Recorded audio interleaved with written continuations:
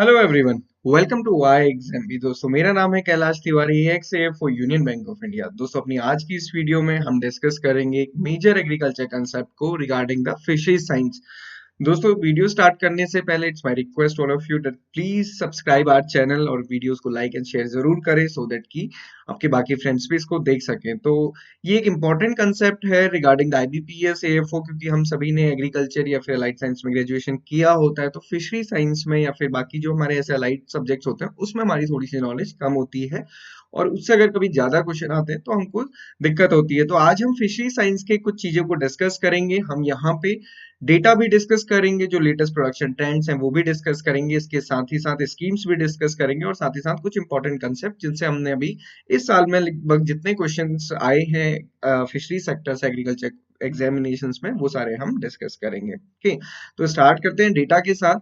ये जो डेटा है, सबसे पहले मैं आपको इसका सोर्स बता दूं, ये फिशरीज स्टैटिस्टिक्स है जो department of fisheries, ministry of fisheries, animal husbandry and dairying release करता है, वो ये डेटा है, वहीं से ये सारी चीजें ली गई हैं। तो इंपॉर्टेंट चीजें ये कि हमारे जो एरिया ऑफ कंट्री, तो आप सभी को पता है, इंपॉर्टेंट ये कि जो हमारी कोस्ट लाइन है, जो समुद्र का किनारा है, वो पूरा 8118 किलोमीटर है। स्पेसिफिक जो एक्सक्लूसिव इकोनॉमिक जोन्स हैं वो 2.02 मिलियन स्क्वायर किलोमीटर्स की हैं। इसके अलावा जो इंपॉर्टेंट चीज जो हमारा प्रोडक्शन रहा है, it is 14.16 MMT during the last year 2019 and 20। Okay, तो ये डेटा आपको कई जगह अलग अलग टाइप से भी दिखेगा। कहीं पे आप देखेंगे 1.41 लिखा होगा, इट इज ड्यू टू कि वो लैख टन्स में दिया है, यहाँ पे वो मिलियन मेट्रिक टन्स में दिया हुआ है, तो ये थोड़ा सा आपको ध्यान रखना है। इसके अलावा जो हमारी इनकम होती है ड्यू टू एक्सपोर्ट्स, वो इंपॉर्टेंट है, इट इज 46,662। अगर आप ये देखेंगे, जब हम प्रधानमंत्री मत्स्य संपदा योजना पढ़ते हैं तो हम यही बोलते हैं कि गवर्नमेंट का टारगेट है कि ये जो एक्सपोर्ट है इसको डबल करना, यानी कि 1 लाख करोड़ के अप्रॉक्स इसको करना। सो बेसिकली वो इसी से लिया गया है। और यहाँ पे जो इंपॉर्टेंट चीज है, एक तो लेंथ ऑफ कोस्ट लाइन और दूसरा फिशरीज प्रोडक्शन कितना है। सारे डिजिट्स के एक बार हम समरी यहाँ पे देख लेंगे। समरी देखने से पहले हम इंपॉर्टेंट सेक्टर देखते हैं, दैट इज द जीवी इन द इंडियन एग्रीकल्चर। तो एग्रीकल्चर में जो फिशरी सेक्टर का कंट्रीब्यूशन है, इट इज 7.28%। अगर फिशरी सेक्टर का पूरी इंडियन जीडीपी में हम शेयर देखेंगे, सो इट इज 1.24%। तो दोनों आपको ध्यान रखना है कि फिशरीज का इंडियन एग्रीकल्चर में 7.28 शेयर है और इंडियन इकोनॉमी में 1.24 शेयर है। देन जो टोटल फिशरीज प्रोडक्शन है, उसमें जो मरीन फिश प्रोडक्शन है, it is 3.72 and inland fish production is 10.43। Marine fish production inland दोनों में डिफरेंस होता है, दोनों ही एक्वाकल्चर के अंदर आते हैं, बट मरीन फिश प्रोडक्शन को हम जो सी वाटर फिश प्रोडक्शन होता है केवल उसी को देखते हैं, और इनलैंड में जो हमारा फ्रेश वाटर फिश प्रोडक्शन है वो इनलैंड में आता है। ओके, तो इसके अलावा बाकी सारी चीजें हमने देख ही ली हैं। जो total quantity of world fish production है, इट इज अराउंड इतना। कंजम्पशन ऑफ फिश अभी हम आगे देखेंगे ही। इसके अलावा पोस्ट हार्वेस्ट इंफ्रास्ट्रक्चर 2019-10-20 में आप देखेंगे तो ये सारी चीजें बनाई गई हैं। ये आपको थोड़ा सा ध्यान रखना है। जैसे हमने देखा 10.43 एमएमटी हमारा इनलैंड फिश प्रोडक्शन है according to the 2019 and 20। So according to that data, top state in fish production. तो फिश प्रोडक्शन में आपको ये ध्यान देना होगा कि आपसे एग्जाम में क्या पूछा जाता है। टोटल फिश प्रोडक्शन पूछा जा रहा है कि इनलैंड फिश प्रोडक्शन या फिर मराइन फिश प्रोडक्शन, ये तीनों चीज आपको देखना होगा, क्योंकि तीनों में आपका डेटा थोड़ा सा चेंज हो सकता है। जैसे आप देखेंगे कि इनलैंड फिश प्रोडक्शन में तो आंध्र प्रदेश टॉप पे है और टोटल फिश प्रोडक्शन में भी आंध्र प्रदेश टॉप पे है। बट अगर आप inland sorry marine fish production की बात करेंगे, तो मराइन फिश प्रोडक्शन में सबसे ज्यादा जो वो कंट्रीब्यूशन है वो गुजरात का है। ओके, तो ये अराउंड 8.59 है, जबकि थर्ड पोजीशन में, बट ये मराइन फिश प्रोडक्शन में गुजरात सबसे ज्यादा है, क्योंकि गुजरात की कोस्ट लाइन भी सबसे ज्यादा लंबी है। आप ये देख सकते हैं। तो ये आपको टॉप 5 स्टेट एटलीस्ट ध्यान रखने हैं, आंध्र प्रदेश, वेस्ट बंगाल, गुजरात एंड ओडिशा। और आपको ये देखना है कि इनलैंड और मैरीन दोनों का डिफरेंट डिफरेंट कंट्रीब्यूशन है। टॉप 5 फिश कंज्यूमिंग स्टेट्स की अगर हम बात करें, तो सबसे ज्यादा उसमें त्रिपुरा है। पर कैपिटा जो पर ईयर फिश कंजम्पशन है, that is 29.29 KG. Then Kerala, then Manipur, then Orissa, then Assam.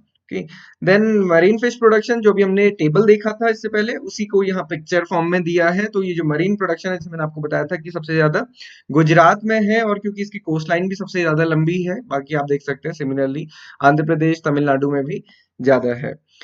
Then inland fish production, जो इनलैंड है जिसको हम फ्रेश वाटर फिशीज भी बोलते हैं, वो भी आंध्र प्रदेश में सबसे ज्यादा है। देन वेस्ट बंगाल में, तो उसका इस टाइप से डेटा दिया है। एक नजर अगर आप इसको देखते हैं तो आपको एटलीस्ट जो स्टार्टिंग के जो सबसे हमारे मेजर स्टेट्स हैं वो पता रहते हैं। तो ये थी डेटा की बात। अब हम देखते हैं स्कीम्स एंड प्रोग्राम्स। तो स्कीम एंड प्रोग्राम्स में देखें, जो मेजर स्कीम है, दैट इज द प्रधानमंत्री मत्स्य संपदा योजना।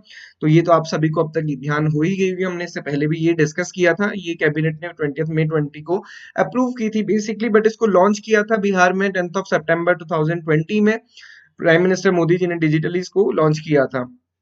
बजटरी एलोकेशन इसका 20,050 करोड़ रुपीस है, 5 ईयर के लिए ये स्कीम है। Central share, state share and beneficiary contribution, इसमें तीनों चीज है, क्योंकि ये सेंट्रल सेक्टर स्कीम भी है as well as centrally sponsored scheme भी है। ये आपको ध्यान रखना है। सेंट्रल सेक्टर स्कीम वो होती है जिसमें 100% फंडिंग सेंट्रल गवर्नमेंट की होती है। सेंट्रली स्पॉन्सर्ड स्कीम्स वो होती हैं जिसमें सेंट्रल गवर्नमेंट के साथ साथ स्टेट गवर्नमेंट का भी शेयर होता है और साथ ही साथ बेनिफिशियरी कंट्रीब्यूशन भी होता है।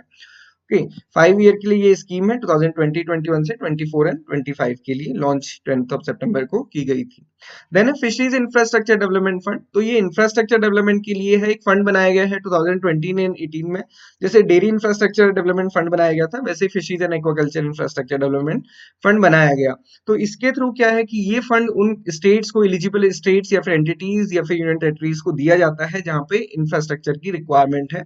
इसमें खास बात यह है कि जो भी लोन दिए जाएंगे उसमें 3% का सबवेंशन दी जाएगी, बट वो सबवेंशन वहीं तक दी जाएगी कि लोन जो है, जो इंटरेस्ट रेट है वो लोन का 5% से कम ना हो। जैसे हम देखते हैं ना किसान क्रेडिट कार्ड में जो इंटरेस्ट सबवेंशन है वो 2% की है, 9% पे दी जाती है।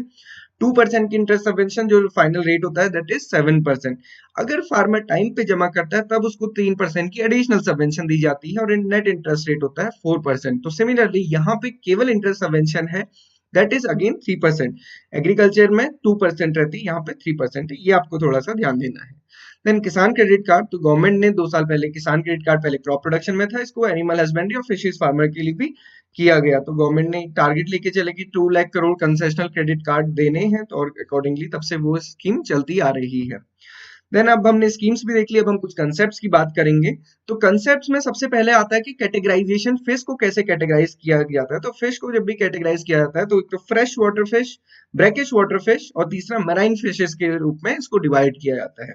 डिवाइड करने का सिंगल क्राइटेरिया ये है कि 0.5 पीपीटी से ज्यादा या कम का जो सैलिनिटी लेवल होता है उस पर डिवाइड किया जाता है। तो 0.5 पीपीटी, पीपीटी क्या है, पार्ट्स पर थाउजेंड, ट्रिलियन नहीं है, पार्ट्स पर थाउजेंड। 0.5 पीपीटी से अगर कम सैलिनिटी का लेवल है तो उसको फ्रेश वाटर फिश कहा जाता है। जनरली ये इनलैंड में आता है। इसको फर्दर डिवाइड किया जाता है cold water of warm water में। और कोल्ड वाटर का अगर आप एग्जांपल देखेंगे तो महाशेर एंड ट्राउट इसके एग्जांपल हैं। वार्म वाटर में कार्प्स हैं, कैटफिश हैं, स्नेक हेड्स हैं, फेदर बैग्स हैं। देन ब्रैकिश वाटर होता है। ब्रैकिश वाटर होता है जहां पे सैलिनिटी लेवल थोड़ा ज्यादा होता है, 0.5 से 30 पीपीटी तक। 0.5 से 30 पार्ट्स पर थाउजेंड ये बैक वाटर्स, एस्चुरीज और कोस्टल वाटर होता है। जनरली आप इस वजह से समझ सकते हैं कि जहां पे फ्रेश वाटर, मतलब जहां पे कोई नदी समुद्र से मिलती है, तो वहां पे जो एरिया होता है, वहां पे जो वाटर होता है that is the brackish water fish.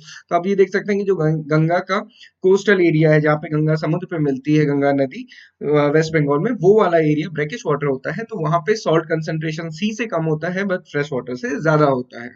Then marine fish जो समुद्र की है, सी वाटर है, that is the marine fish. तो यहाँ पे जो सैलिनिटी का कंसंट्रेशन है इट इज अबव 30 पार्ट्स पर थाउजेंड।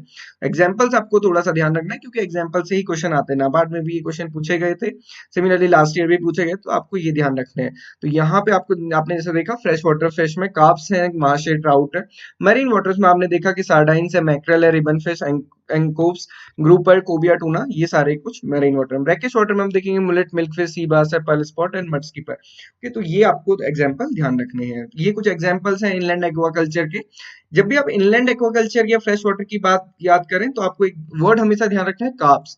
जो कार्प्स होती हैं these are the fresh water fishes. Okay, carps हमेशा फ्रेश वाटर में रहती है। इंडियन मेजर कार्प्स है रोहू, कटला, मृगल, तो ये सब इनलैंड के लिए है। माइनर कार्प्स है रेबा, बाटा, फ्रेंच एंड कालबुसा, पेंगू। एक्सोटिक कार्प है common carp and grass carp. Okay, तो ये आपको ध्यान रखना है कि जितनी भी कार्प्स हैं these are the fresh water. Marine water में जितनी भी फिशेस के पीछे सार्डाइंस लिखा हुआ है these are basically marine fishes या फिर सी वाटर फिशेस। तो सार्डाइंस तो ये commercial pelagic schooling fishes of India होता है। प्लेगिक जोन ये बेसिकली जो हम सी वाटर को क्लासिफाई करते हैं तो वहां के लिए, तो ये एग्जांपल आपको ध्यान रखने हैं।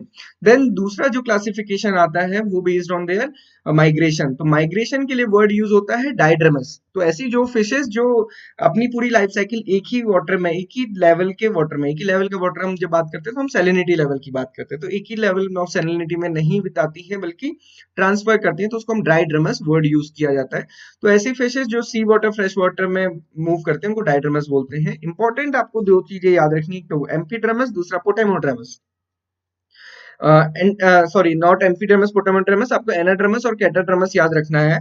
एनाड्रमस क्या होता है? एनाड्रमस जो अपना पूरा लाइफ टाइम सी वाटर में बिताती है, but for the breeding purpose वो फ्रेश वाटर में मूव करती हैं, उसको हम एनाड्रमस बोलते हैं। कैटाड्रमस जो फ्रेश वाटर में रहती हैं but for breeding purpose sea water में मूव करती हैं या माइग्रेट करती हैं, दीज आर कैटाड्रमस। इसको आप कैसे याद कर सकते हैं? आप एक ट्रिक के थ्रू याद करेंगे, आपको हमेशा याद रहेगा, आप कभी नहीं भूलेंगे।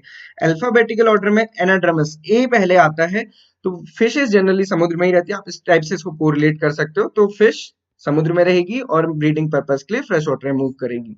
सी अल्फाबेटिकल ऑर्डर में बाद में आता है, तो वो फ्रेश वाटर में रहती है और सी वाटर में माइग्रेट करती है। ये कॉमन से कुछ आप और भी लिंक इसमें कर सकते हैं, अकॉर्डिंगली आप इसको याद रख सकते हैं। देन बाकी जो है एम्फीड्रमस, एज नेम सजेस्टिंग, एम्फीड्रमस मतलब दोनों जगह, तो एम्फीड्रमस जो सी वाटर से फ्रेश वाटर और दोनों जगह मूव करते हैं। पोटामोड्रमस जो कि माइग्रेट करती हैं फ्रेश वाटर के अंदर ही, उसको हम पोटामोड्रमस बोलते हैं।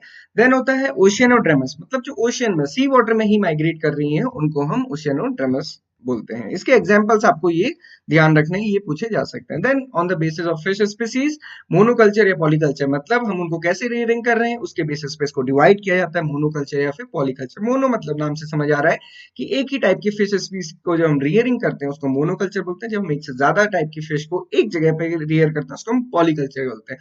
ये दो टाइप से हो सकता है, या तो देखिए कंपटीशन के बेसिस पे, मतलब ऐसी फिशेज जो आपस में compete ना करें उनको हम एक साथ कल्चर कर सकते हैं। अगर फिशेस का कंपटीशन है तो हमको सिंगल सिंगल उनको करना पड़ेगा, या इसके अलावा जो हमारे इनपुट्स होते हैं उसके बेसिस, फीड के तरीके के बेसिस पे हम उसको मोनोकल्चर या पॉलीकल्चर करते हैं। ओके, तो जो मेजर फिश वेराइटीज हैं जिनको हम मोनोकल्चर में ग्रो करते हैं, these are the trout, tilapia, catfishes, carp and shrimps.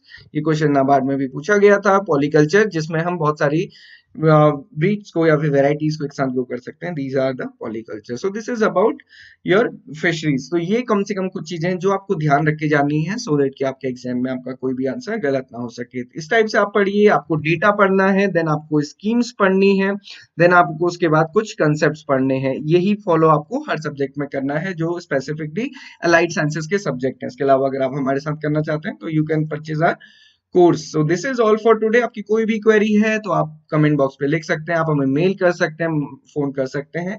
Channel को सब्सक्राइब एंड लाइक करना और बेल बटन को दबाना ना भूलें, सो दैट कि आपको आने वाली वीडियोस मिल सकें। This is all for today. Thank you everyone for watching this video. Have a good day ahead.